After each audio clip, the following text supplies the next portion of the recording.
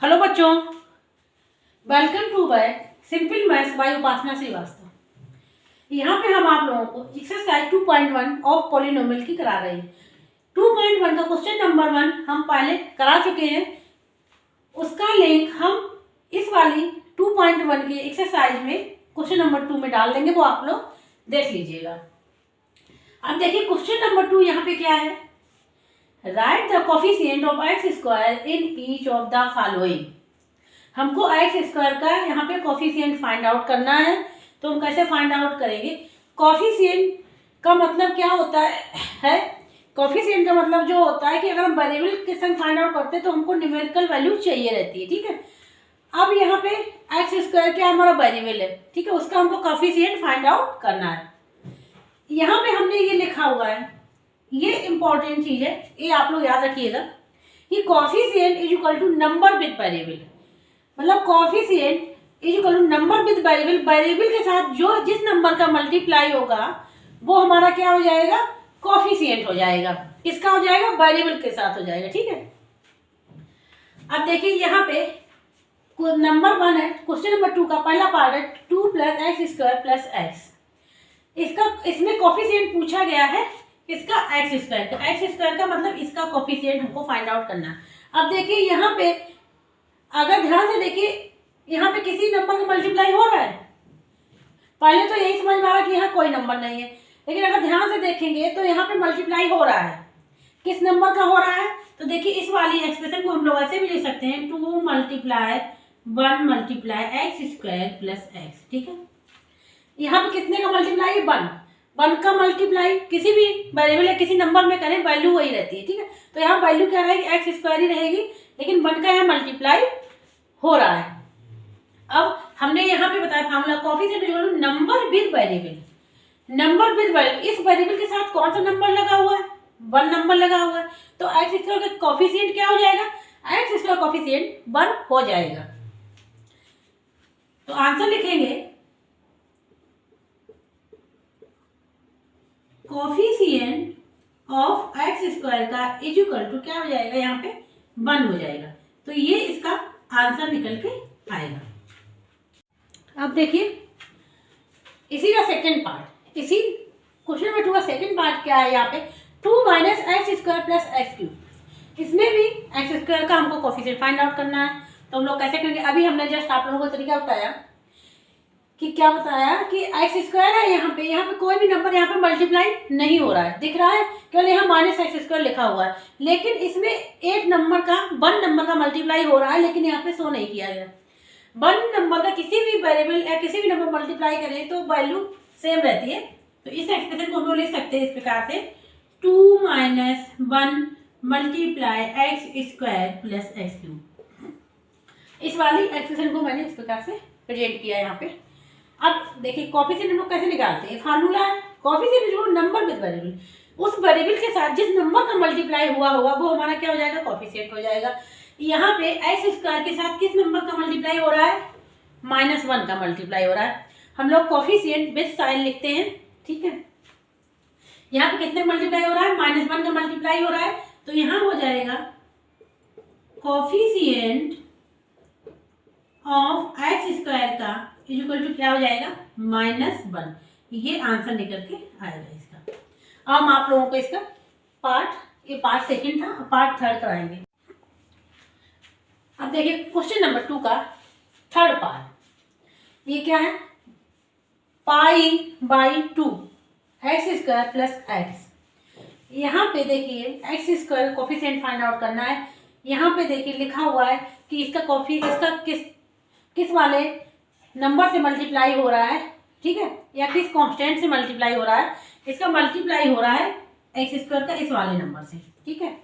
तो यहाँ पे एक्स स्क्वायर क्या कोफिशिएंट हो जाएगा? यहाँ पे डायरेक्ट दिख रहा है, यहाँ पे एक्स स्क्वायर कोफिशिएंट π/2 हो जाएगा। तो हम इसको लिख देंगे कोफिशिएंट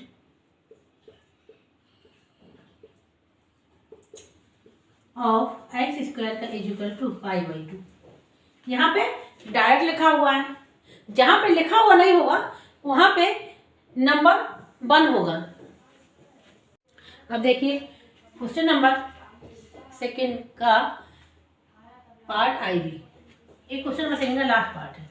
यहाँ पे लिखा हुआ √2x - 1, √2x - 1, कहीं भी यहाँ पे x² नहीं लिखा हुआ है और हमको फाइंड आउट करना x² का। यहाँ पे x² है ही नहीं, यहाँ पे x है और -1 लिखा हुआ है।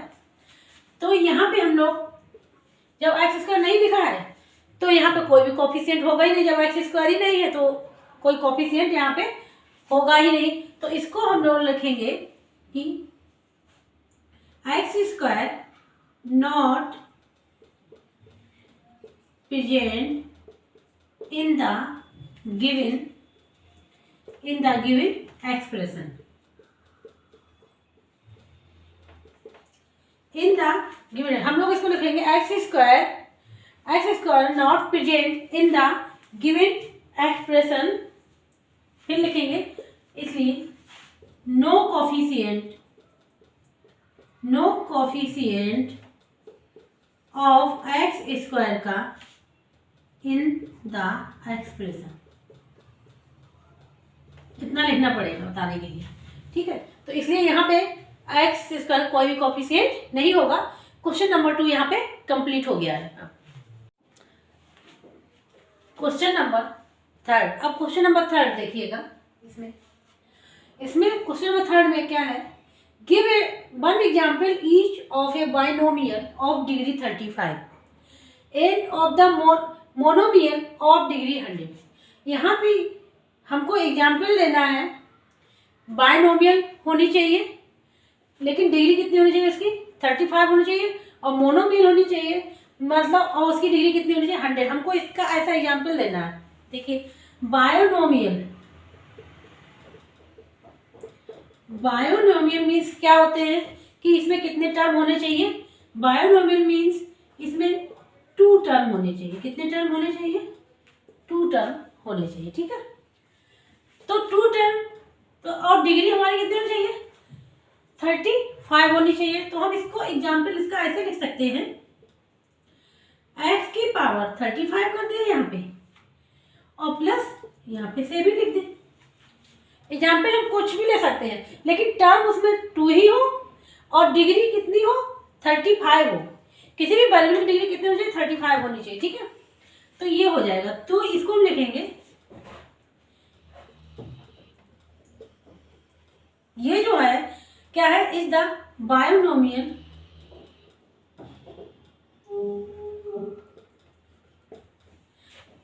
इज द क्या है, ये बायोनोमियल है ऑफ डिग्री 35। ये आंसर हो जाएगा। x की power 35 + 7 is the binomial of degree 35। इसी प्रकार से मोनोमियल में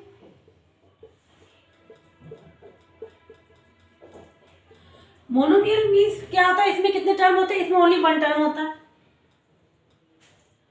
ओनली 1 टर्म, ठीक है। ओनली 1 टर्म के लिए देखिए हम इसको क्या है, यहाँ पे डिग्री चाहिए हमको, किसकी चाहिए 100 चाहिए, लेकिन देखिए डिग्री हमेशा वेरिएबल पे ही चढ़ेगी। तो हम लोग कोई सा वेरिएबल लेंगे, हमने ले लिया x की पावर 100, हमने यहाँ ले लिया x की पावर 100, ठीक है। तो ये एग्जाम्पल हो जाएगा इज द मोनोमियल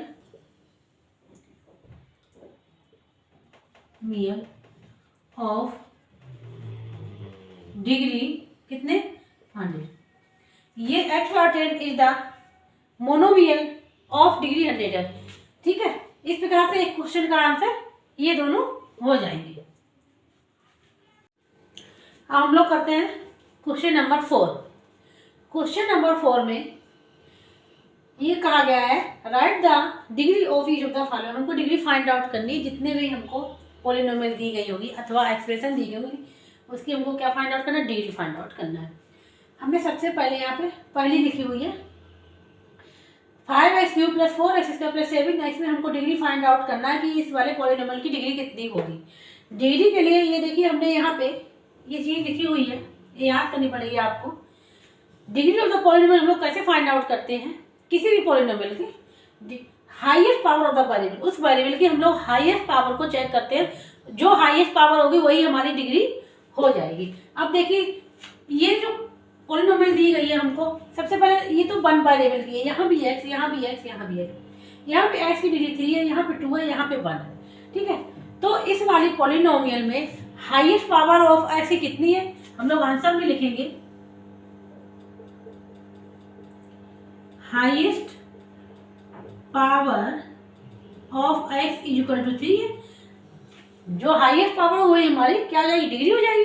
तो highest power of x equal to 3 है, तो इसलिए डिग्री इज इक्वल टू क्या हो जाएगी, degree of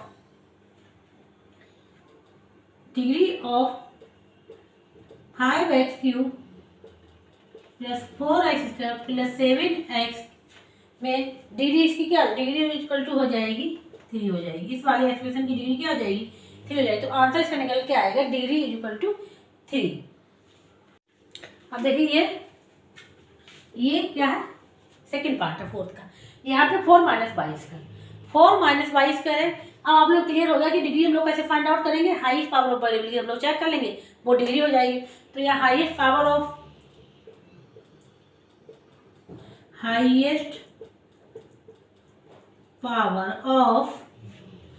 is equal to क्या है, 2 है। तो इसलिए डिग्री इज इक्वल टू क्या हो जाएगी, डिग्री इज इक्वल टू 2। ये आंसर निकल के आए। इस वाले पॉलिनोमियल की डिग्री क्या होगी, 2 होगी। अब ये देखिए, ये नेक्स्ट है, ये थर्ड पार्ट है क्वेश्चन नंबर 4 का। यहाँ पे दिया गया 5t - √7, 5t - √7। अब यहाँ पे देखिए डिग्री क्या होगी, यहाँ पे कुछ नहीं है, टी के ऊपर तो टी के ऊपर 1 है, ठीक है। तो यहाँ डिग्री क्या होगी, यहाँ पे लिखेंगे हम लोग power of the variable T की इक्वल टू क्या है, 1 है। तो इसलिए डिग्री इक्वल टू क्या हो जाएगी, 1 हो जाएगी। ये आंसर होगा इसका। ये लास्ट है फोर्थ क्वेश्चन का पार्ट, फोर्थ लास्ट, ठीक है। 4 ही पार्ट थे इसमें। अब यहाँ पे 3 लिखा हुआ है, क्या लिखा हुआ, केवल 3 लिखा हुआ। अब देखिए कुछ लोग समझे कि ये कांस्टेंट है, यहाँ पे डिग्री कुछ है ही नहीं, लेकिन यहाँ भी डिग्री है, यहाँ भी डिग्री है। क्योंकि देखिए 3 को हम लोग क्या लिख सकते हैं, 3 को हम लोग x की पावर 0 भी लिख सकते हैं, 3 को हम लोग लिख सकते हैं x की पावर 0, ठीक है। नंबर सिस्टम में हमने पढ़ा है कि x की पावर अगर 0 हो तो उसका आंसर क्या होता है, उसके x बाई 0 इक्वल टू क्या होता है, 1 होता है। अगर हम यहाँ पे 3 × 1 करें तो हमारा क्या रहेगा, 3 रहेगा, कॉन्स्टेंट ही रहेगा, ठीक है। तो यहाँ पे वेरिएबल की डिग्री कितनी है, यहाँ पे वेरिएबल पे पावर कितनी है, 0 है। तो इसकी डिग्री क्या हो जाएगी, 0 हो जाएगी। लिखेंगे पावर, आंसर में power of the variable x equal to क्या है, power of the variable x का क्या है, वेरिएबल x की क्या है, पावर 0 है। तो इसलिए डिग्री इज इक्वल टू क्या हो जाएगी, इक्वल टू 0। ये आंसर होगा इसका। इस प्रकार से क्वेश्चन नंबर 4 का 4 पार्ट कंप्लीट हो गए हैं। क्वेश्चन नंबर 5 हम लोग करते हैं। क्वेश्चन नंबर 5, क्वेश्चन नंबर 5 में पूछा गया है classify the following as linear, quadratic and cubic polynomial. हमको पॉलिनोमियल दे दी गई है। यहाँ पे अभी हमने 2 ही पार्ट लिखे हैं, इसके अभी और पार्ट है वो हम आगे कराएंगे। यहाँ पे हमको क्लासीफाई करना, हमको बताना है कि ये जो पॉलिनोमियल लिखी हुई है यहाँ पे, ये कौन कौन सी हो सकती है, लीनियर है कि क्वाड्रेटिक है एंड क्यूबिक पॉलिनोमियल। 3 पॉलिनोमियल लिखी गई है यहाँ पे कि ये कौन सी हमारी पॉलिनोमियल है उसमें से, ठीक है। सबसे पहले हमको बताना है लीनियर का मतलब क्या है। लीनियर का मतलब ये होता है, लीनियर पॉलिनोमियल मतलब कि डिग्री क्या होनी चाहिए, 1 होनी चाहिए। क्वाड्रेटिक का मतलब है कि डिग्री 2 होनी चाहिए। क्यूबिक का मतलब है कि डिग्री 3 होनी चाहिए। तो आप जो पॉलिनोमियल दी गई है उसमें हम चेक करेंगे किसकी कितनी डिग्री है, उसके हिसाब से हम यहाँ पे लिखेंगे आंसर। तो देखिए यहाँ पे लीनियर के लिए हम लिख देते हैं, यहाँ पे सबसे पहले समझने के लिए लीनियर पॉलिनोमियल है, अगर ऐसे लिखते हैं पॉलिनोमियल, ठीक है, पॉलिनोमियल। अब अगर ये लीनियर है, लीनियर पॉलिनोमियल है, तो डिग्री कितनी होनी चाहिए, इक्वल टू 1 होनी चाहिए, ठीक है। क्वाड्रेटिक है अगर ये, अगर ये क्वाड्रेटिक है तो हमारी डिग्री कितनी होनी चाहिए, डिग्री होनी चाहिए 2, इसकी वेरिएबल की डिग्री 2 होनी चाहिए। ये क्यूबिक है अगर तो डिग्री होनी चाहिए 3, डिग्री कितनी होनी चाहिए 3 होनी चाहिए। ये 3 चीज़ें हैं, तो इससे हमको पता चल जाएगा कि ये जो पॉलिनोमियल है वो कौन सी डिग्री की है। अब यहाँ पे लिखा हुआ x² + x, ये एक ही वेरिएबल की पॉलिनोमियल है। सबसे पहले तो एक ही वेरिएबल की पॉलिनोमियल है, और देखिए यहाँ पे पावर कितनी है इसकी, यहाँ पे पावर 2 है और यहाँ पे पावर क्या है 1 है। तो अब डिग्री कितनी है इसकी, डिग्री 2 है। तो कौन सी पॉलिनोमियल हो गई है हमारी, क्वाड्रेटिक पॉलिनोमियल में आएगी। तो यहाँ पे सबसे पहले हम यहाँ पे ये बताएंगे degree equal to 2, degree equal to 2, क्योंकि डिग्री कैसे निकालते हैं हम लोग, हाईएस्ट पावर जो होती है वेरिएबल की वो हमारी डिग्री होती है। तो ये कौन सी पॉलिनोमियल हो गई, ये हमारी क्वाड्रेटिक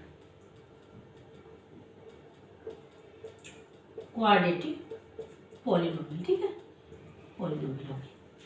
अब इसी को इसमें चेक करेंगे, x - x³ ये भी पॉलिनोमियल है।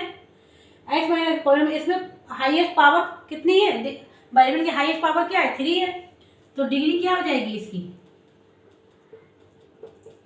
Degree equal to 3। तो 3 डिग्री अगर है तो कौन सी पॉलिनोमियल होगी, क्यूबिक पॉलिनोमियल होगी ये। तो क्या लिखेंगे आंसर, कौन, ये क्यूबिक पॉलिनोमियल है, ठीक है, ये आंसर होगा, यहाँ पे ये आंसर होगा। अब नेक्स्ट पार्ट करा रहे हैं इसके, थर्ड पार्ट इसका, ये बाई + y² + 4। अब देखिए इसमें ये किस वेरिएबल की पॉलिनोमियल है, ये बाई वेरिएबल की पॉलिनोमियल है, बाई + y² + 4। अब यहाँ पे हाईएस्ट पावर क्या है, यहाँ पे हाईएस्ट पावर 2 है। तो डिग्री इसकी क्या हो जाएगी 2 हो जाएगी। अगर डिग्री 2 हो जाएगी तो कौन सी पॉलिनोमियल हो जाएगी, ये हमारी क्वाड्रेटिक पॉलिनोमियल हो जाएगी। तो यहाँ पे हम लोग लिखेंगे डिग्री इक्वल टू 2। तो पॉलिनोमियल कौन सी हो जाएगी, ये वाली, ठीक है, क्वाड्रेटिक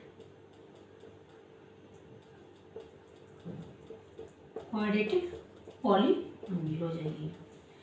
अब इस बार फोर्थ पार्ट इसका क्या है, 1 + x। 1 + x में देखिए x वेरिएबल की पॉलिनोमियल है, इसमें x की डिग्री क्या है 1 है, x की डिग्री क्या है 1 है। तो कौन सी पॉलिनोमियल होगी, हमारी लीनियर पॉलिनोमियल होगी। तो डिग्री इक्वल टू 1, तो पॉलिनोमियल होगी ये लीनियर पॉलिनोमियल, ठीक है।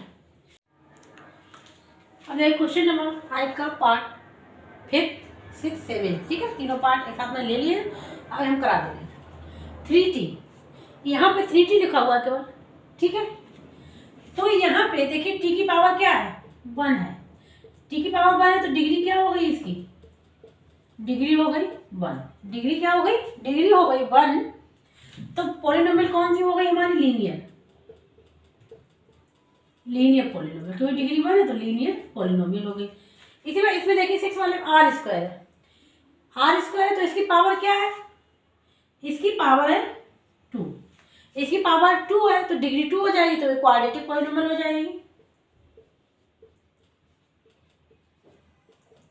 2। कौन सी पॉलिनोमियल है,